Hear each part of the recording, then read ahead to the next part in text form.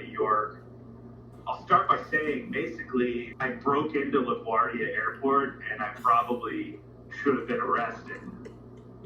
But here's how it went down. So I was working for Ingersoll Rand and I was selling access control products in the city. And a lot of my accounts were government contracts. So a lot of the museums, some of the government buildings, they had our door closers in there. They had our Schlage locks, door frames.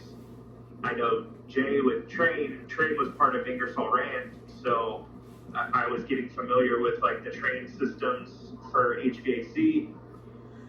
And a large part of what I did was just manage the accounts that used our products. But then as a function of that, I was trying to essentially get more business and upsell them because they may use some of our products, but not all of them. It was a sales function, but a lot of times didn't have direct contacts with these accounts. I knew that their buildings had our product, but there wasn't anyone regularly calling on them. So part of my job, make contact with them, find a contact, and then establish that relationship. It was a lot of what I call cold knocking, where I would go to the building and just try to find, who the property manager is, who the building superintendent was. And a lot of times it's New York and they just tell you to F off. So it was great training on learning to just deal with rejection and not be deterred. But I remember sometimes I'd walk up to, just trying to find out how to get into a building. I'd just start walking into the parking garage and there'd be like a security guard that's, get out of here. What do you need? What can I help you with? And I'm like, oh, I'm looking for the property manager. They're like, who are you? And then I start to tell my thing, and they're just like, bug off, get out of here. I had to find creative ways to get in there. One of our accounts was LaGuardia Airport, and they had our door closers, so I knew that, but they didn't have our locks, and they didn't have our keypad technology. They had one of our competitors.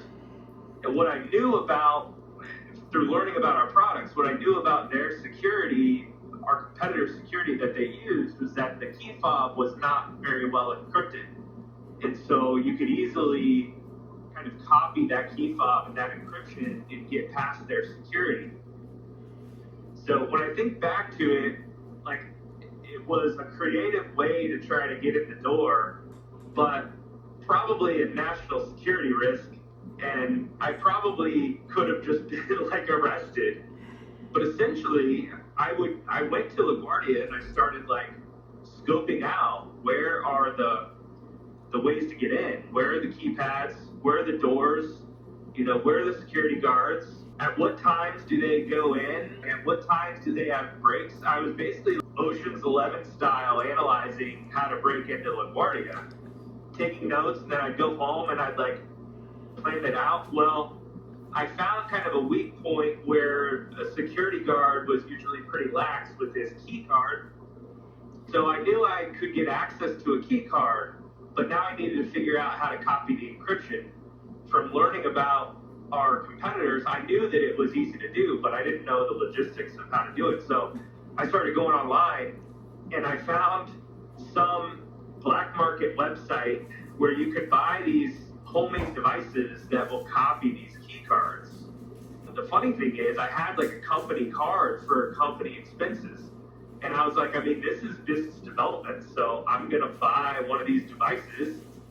And so I used the company card to buy this device from this unnamed website.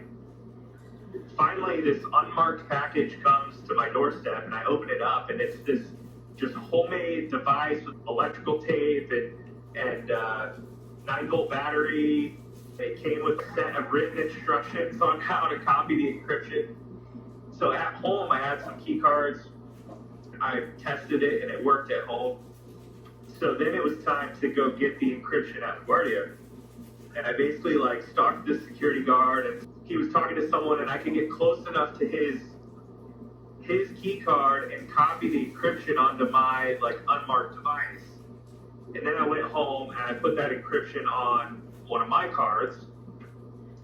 The following day, I was all right, I'm going to go with this encrypted card, I'm going to go as deep as I can into LaGuardia until someone stops me and starts asking questions. I was dressed in a suit and tie. I had like my big case that has locks in it. But now that I think about it, some guy just walking in with a big, hard, like it was almost like a military grade plastic case walking into LaGuardia. Like that's kind of suspicious. But I just started walking in like I was supposed to be there. I got in like the first layer, and I know the guy's name that I'm looking for, but I don't know where he is in this facility. And it's basically like the property manager. I had him in our system because we knew the guy's name from managing the door closers, but I didn't have any contact information for him. So I go through the first layer, I'm walking around, I'm looking. I go through the second layer, I go through like another door, still walking around. Like there's some offices with some nameplates, so I'm kind of walking around looking at the nameplates. I go in like a third layer, and I'm walking around. At that point, I must look like I'm confused on where I am and like looking around because there was someone back there that was like, hey, can I help you? And I was like, oh, I'm looking for so-and-so. And they're like, oh, let me take you to his office. They walked me to his office. I looked like a kid. I have a baby face. I didn't have a beard. So I'm some kid in a suit bringing this big suitcase-looking thing to this guy's office who's not expecting me. And he's like, how can I help you? I basically explained who I am. I'm with Ingersoll Rand. We actually service your door closers. But I have to tell you, you have a really big security risk with your facility. And he's like, what do you mean? I probably should not have laid all this out, but I did just explained everything that I did and how I got to be with them and explained how I got back there, and like I couldn't find a way to contact him, so I came looking for him. Now that I have you, I want to show you how your keypad is not as efficient as our keypad, and ours are far more encrypted. You should consider switching out your keypads with ours so that you don't have this security breach. It's like a pause, silence, and this didn't even cross my mind at the time. That would be the moment that you would say, yeah, you're in trouble. But after that silence, he said, well, why don't you show me? And I had in my case one of the locks, and I showed him the key card that I used and how it got through. I showed him our key card and explained the different encryption and why it wouldn't work. And then ultimately, we ended up getting that business. I was super excited. I was like, oh, I got this account. And it didn't even occur to me until years and years later, after I had already left and I was just thinking about what I had done, that I'm like, that's pretty crazy. I probably should never have done that. I'm glad that I'm not in prison for it. But that's the story of how I broke into LaGuardia.